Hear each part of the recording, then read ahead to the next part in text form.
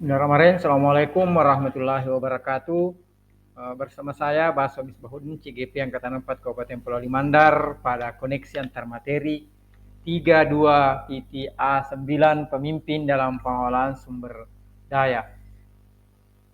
Dalam modul ini sebagai bagian daripada program pendidikan guru penggerak yakni 3.2 pemimpin dalam pengelolaan sumber daya. Tentu kita pahami bersama bahwa sekolah itu adalah bagian daripada sebuah ekosistem yang akan saling terkait satu dengan yang lain. Di dalamnya ada komponen biotik, yaitu seperti manusia yang ada di dalam, guru, siswa, kepala sekolah, pengawas, dan lain-lain, yang didukung oleh sarana fisik, sarana dan prasarana, tentu membutuhkan pengolahan yang profesional oleh pemimpin dalam hal ini yang mampu mengelola sumber daya sehingga mampu menciptakan ekosistem sekolah yang positif.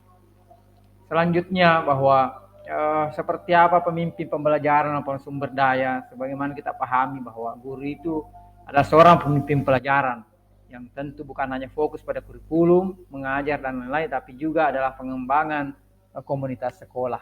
Tentu di dalamnya adalah dibutuhkan pengelolaan sumber daya yang saling bersinergi di antara semuanya sehingga mampu menciptakan pembelajaran yang berpihak pada murid dan ekosistem sekolah yang berbasis budaya yang positif. Selanjutnya, seperti apa hubungan sumber daya menuju ke pembelajaran murid yang lebih berkualitas. Bahwa pengolahan sumber daya ini tentu hubungannya dengan proses pembelajaran. Jadi, tentu pengolahan sumber daya manusia biotik dan abiotik ini kemudian akan mendukung pembelajaran di sekolah.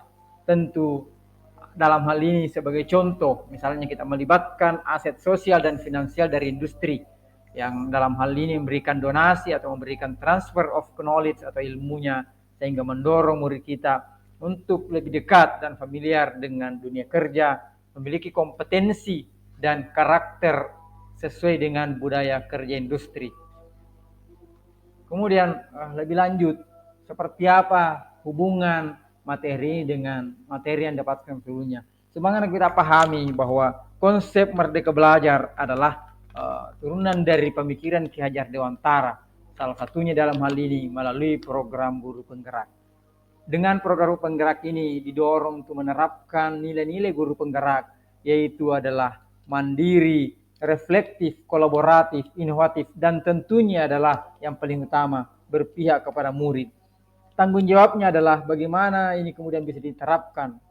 Salah satunya itu adalah melalui penerapan pembelajaran diferensiasi atau kemudian pembelajaran sosial emosional ataupun praktek coaching yang diharapkan nantinya mendorong terciptanya budaya positif di sekolah dan didukung oleh program sekolah yang mendorong terbentuknya ekosistem sekolah menuju konsep Merdeka Belajar. Lebih lanjut, seperti apa hubungan sebelum dan sesudah mempelajari konsep ini. Dalam konsep ini kita didorong untuk melakukan perubahan mindset dari pemikiran atau pendekatan berbasis masalah atau deficit based thinking menjadi positif atau asset based thinking, di mana ketika berbasis masalah maka perhatian kita akan terfokus pada apa yang mengganggu, apa yang kurang atau apa yang tidak bekerja.